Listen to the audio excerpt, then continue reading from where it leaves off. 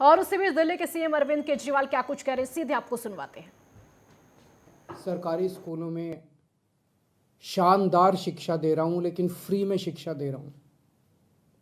मैं लोगों से पूछना चाहता हूं कि क्या मैं फ्री की रेवड़ियां बांट रहा हूं या देश की नींव रख रहा हूं। दिल्ली के सरकारी स्कूलों में 18 लाख बच्चे पढ़ते हैं। इन 18 लाख बच्चों का भविष्य अंधकार में था। अभी तक हमारी सरकार बनी थी उसके पहले जैसे देश भर में सरकारी स्कूलों का बेड़ा गर्क है, देश भर में सरकारी स्कूलों की बुरी हालत है, वैसी दिल्ली के सरकारी स्कूलों की हालत थी। पढ़ाई होती नहीं थी। सरकारी सारे स्कूल टूटे फूटे पड़े थे, दीवारें टूटी हुई थी, छतें छू रही थी, ब्लैक बोर्ड था नहीं, डेस्क नहीं थे, नीचे बैठे रहते थे बच्चे, उनकी कोई पढ़ाई नहीं होती थी। 18 लाख बच्चों का भविष्य बर्बाद था। आज अगर हमने इन 18 लाख बच्चों का भविष्य अच्छा कर दिया, अगर मैं इन बच्चों को अच्छी शानदार शिक्षा दे रहा हूं लेकिन फ्री में दे रहा हूं, तो मैं क्या गुनाह कर रहा हूं। सरकारी स्कूलों में पहली बार आज़ादी के बाद से पहली बार 75 साल में पहली बार 99% से ज़्यादा नतीजे आए हैं। मैं अगर अपनी बड़ाई खुद करूं तो कहा जाएगा कि केजरीवाल खुद अपनी बड़ाई कर रहा है, लेकिन नतीजे 99% से ज़्यादा नतीजे आए हैं सरकारी स्कूलों के। प्राइवेट स्कूलों को भी पीछे छोड़ दिया। पिछले कुछ सालों में 4 लाख बच्चों ने दिल्ली के प्राइवेट स्कूलों से नाम कटा के सरकारी स्कूलों में भर्ती हुए हैं। ये कोई छोटी बात नहीं है। आज गरीबों के बच्चे आईआईटी के अंदर कंप्यूटर, मैकेनिकल इंजीनियरिंग की पढ़ाई पढ़ रहे हैं, नीट के पेपर पास करके डॉक्टरी की पढ़ाई पढ़ रहे हैं। एक लड़का है गगन, उसके पिताजी कार्डबोर्ड बनाने, गत्ते के डिब्बे बनाने की फैक्ट्री में मजदूरी का काम करते हैं। कोरोना में वो नौकरी भी छूट गई। 15,000 रुपये महीने कमाया करते थे। आज गगन का एडमिशन आईआईटी धनबाद में कंप्यूटर इंजीनियरिंग में हुआ है। उससे पूछ के देखिए कि क्या केजरीवाल फ्री की रेवड़ियां बांट रहा है या देश का भविष्य बना रहा है। ऐसे हजारों बच्चे हैं जिनका भविष्य आज सुनहरा किया हम लोगों ने। ये काम 1947 में हो जाना चाहिए था, ये काम 1950 में हो जाना चाहिए था, जो आज हम कर रहे हैं। आज हम लोग देश की नींव रख रहे हैं। ये रेवड़ी नहीं है, ये देश की नींव के में एक एक ईंट रख रहे हैं हम लोग। आज दिल्ली के सरकारी अस्पताल हमने शानदार कर दिए। दिल्ली में शानदार मोहल्ला क्लिनिक बना दिए जिनकी चर्चा पूरी दुनिया में हो रही है। पूरी दुनिया के अंदर दिल्ली एक वो चुनिंदा शहर है जहां पे दिल्ली की 2 करोड़ जनसंख्या, एक एक आदमी का इलाज मुफ्त है। एक एक आदमी का, 2 करोड़ लोग रहते हैं दिल्ली में, एक एक आदमी का इलाज मुफ्त है, चाहे वो गरीब हो चाहे अमीर हो। हम ये नहीं पूछते कि कौन सी जात का, कौन सी धर्म का है, अमीर है, गरीब है, आदमी है, औरत है, छोटा है, बड़ा है, जो भी आदमी है हर एक का इलाज मुफ्त है। 30 लाख, 40 लाख, 50 लाख रुपए का भी अगर उसका ऑपरेशन का खर्चा आएगा, उसकी सारी दवाइयां, उसके सारे टेस्ट, उसके सारे डायग्नोस्टिक, सब कुछ उसका मुफ्त होता है। सारे मोहल्ला क्लिनिक्स के अंदर उनका इलाज मुफ्त होता है। क्या मैं ये फ्री की रेवड़ियां बांट रहा हूं? आज दिल्ली के अंदर अगर किसी का एक्सीडेंट हो जाए, हमने एक फरिश्ते स्कीम बनाई है, अगर किसी का एक्सीडेंट हो जाए तो उसको हमने कहा है कि उसको नियरेस्ट अस्पताल में ले जाइए। आसपास जो भी अस्पताल हो, चाहे कितना भी महंगा अस्पताल क्यों ना, उसे उठा के ये नहीं सोचना कि मैं कभी उसे नियरेस्ट अस्पताल में ले जाइए। उस आदमी को ठीक करने का सारा खर्चा दिल्ली सरकार देती है। फरिश्ते स्कीम कहते हैं हम इसे। मैं एक आपको उदाहरण देता हूं। विकास सानी साहब हैं, ईस्ट दिल्ली में रहते हैं। अपने घर से निकले मार्केट के लिए, रास्ते में एक्सीडेंट हो गया। भगवान की कृपा थी कि उधर से अंतुल कोहली जी गुजर रहे थे, उन्होंने उनको उठाया और वो उनको अस्पताल ले गए। उस छोटे अस्पताल ने उनको फोर्टिस में रेफर कर दिया क्योंकि चोट बड़ी गहरी थी। फोर्टिस अस्पताल में उनका 5 लाख रुपए का खर्चा आया। सारा खर्चा दिल्ली सरकार ने दिया। 13,000 से ज़्यादा लोगों की जान बचा चुके हैं अभी तक हम। इन 13,000 लोगों के परिवार वालों से पूछिए कि क्या केजरीवाल फ्री की रेवड़ियां बांट रहा है या पुण्य का काम कर रहा है, धर्म का काम कर रहा है। आज दिल्ली के एक एक परिवार को हम फ्री बिजली दे रहे हैं। 200 यूनिट बिजली फ्री दे रहे हैं। पंजाब में हमने 300 यूनिट बिजली फ्री देनी चालू की है।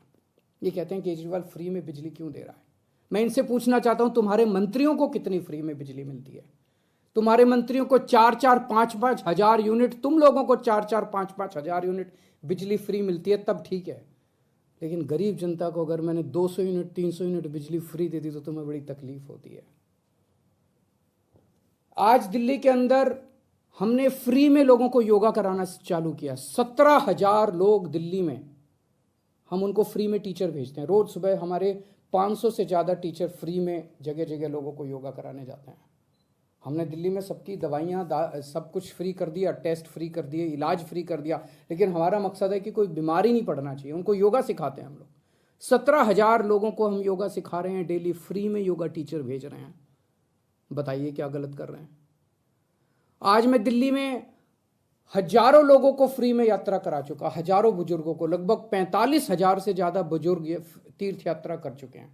अयोध्या जी गए, हरिद्वार ऋषिकेश गए, मथुरा वृंदावन गए, शिरडी बाबा गए, रामेश्वरम जी गए, पुरी जी गए, पता नहीं कहाँ कहाँ हम लोगों ने उनको फ्री में तीर्थ यात्रा कराई है। तीर्थ यात्रा कराने का तो पुण्य होता है। और ये लोग कह रहे हैं कि ये लोग मुझे गालियाँ दे रहे हैं, कह रहे हैं केजरीवाल फ्री में रेवड़ी बांट रहा है। आज महिलाओं को हम दिल्ली में फ्री में ट्रांसपोर्ट, फ्री में उनको हम बसों में ट्रांसपोर्ट दे रहे हैं। मेरा क्या कसूर है? जो लोग मेरे को गालियां दे रहे हैं उन्होंने हजारों करोड़ रुपए खर्च करके लिए अपने लिए प्राइवेट प्लेन खरीदा है। हजारों करोड़ रुपए खर्च करके अपने लिए शानदार हवाई जहाज खरीदे हैं इन्होंने। केजरीवाल अपने लिए हवाई जहाज नहीं खरीदता। केजरीवाल अपनी माँ बहनों का सफ़र, उस पैसे को बचा के माँ बहनों का सफ़र फ्री करता है। बताइए केजरीवाल क्या गलत कर रहा है? पढ़ा लिखा हूँ मैं, इंजीनियरिंग में डिग्री करी है मैंने, अकाउंटिंग की भी पढ़ाई करी है, कानून की भी पढ़ाई करी है, और असली डिग्री है मेरी, डिग्री भी फर्जी नहीं है। सब कुछ समझता हूँ। आज इतनी चीज़ें फ्री करने के बाद भी दिल्ली का बजट फ़ायदे में चल रहा है। ये मैं नहीं कह रहा। अभी थोड़े दिन पहले सीएजी की रिपोर्ट आई है, और सीएजी की रिपोर्ट ने कहा है कि 2015 के बाद से, जब से केजरीवाल की सरकार आई है, तब से दिल्ली का बजट नफ़े में चलने लगा। उसके पहले घाटे में चलता था।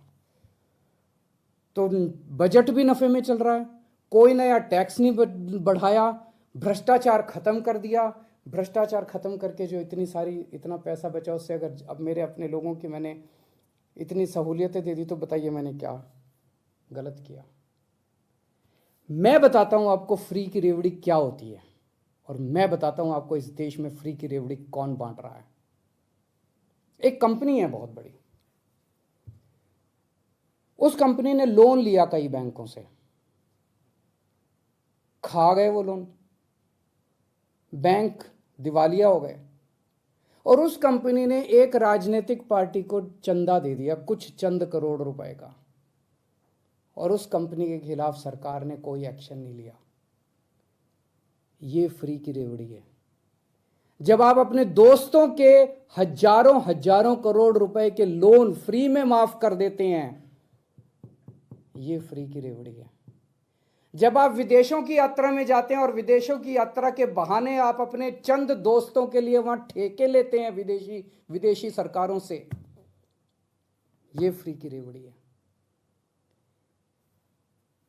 आज देश में दो किस्म की राजनीति चल रही है, एक ईमानदार राजनीति, एक भ्रष्टाचारी राजनीति। ईमानदार राजनीति वो है जो आज आम आदमी पार्टी कर रही है।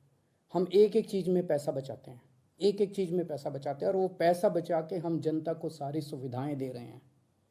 और दूसरी है भ्रष्टाचारियों की राजनीति। बड़े बड़े हजारों करोड़ रुपए के ठेके दिए जाते हैं, हजार, ताकि खूब पैसा बनाया जा सके। हजारों करोड़ रुपए के ठेके देते हैं, अपने को देते हैं, अपने दोस्तों को ठेके देते हैं वो सारे, और सारी सुविधाएं अपने मंत्रियों को देते हैं। जनता सुविधा मांगे तो कहते हैं कि नहीं नहीं, ये फ्री भी रेवड़ी बांट रहे हैं। जनता को सुविधाएं नहीं देंगे, जनता को सुविधाएं नहीं देंगे, अपने मंत्रियों को सुविधाएं देते हैं, अपने दोस्तों को ठेके बांटते हैं।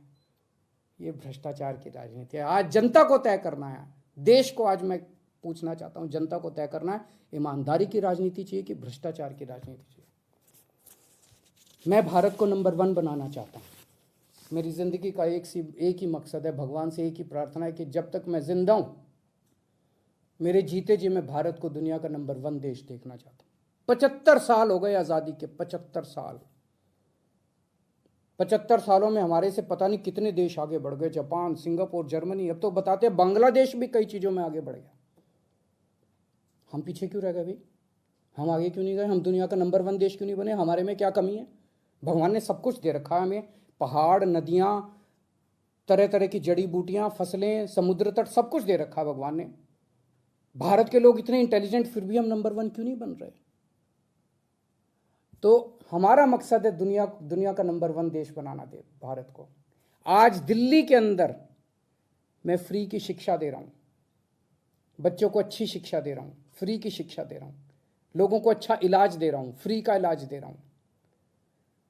अगर कभी भगवान ने चाहा तो पूरे देश के एक एक बच्चे को हम फ्री की शिक्षा देंगे, अच्छी शिक्षा देंगे, शानदार शिक्षा देंगे। देश के एक एक व्यक्ति को हम अच्छा इलाज देंगे, फ्री का इलाज देंगे, शानदार इलाज देंगे। इससे देश की नींव रखी जाएगी। ये काम 1947 में, 1950 में हो जाना चाहिए था। और जब तक हम अपने देश की नींव नहीं रखेंगे, जब तक हमारी नींव मजबूत नहीं होगी, तब तक भारत दुनिया का नंबर 1 देश नहीं बन सकता। हम भारत के अंदर कैपेबिलिटी है, कैपेसिटी है आगे बढ़ने की, लेकिन उसके लिए हमें एक ईमानदार राजनीति की ज़रूरत पड़ेगी। नमस्कार।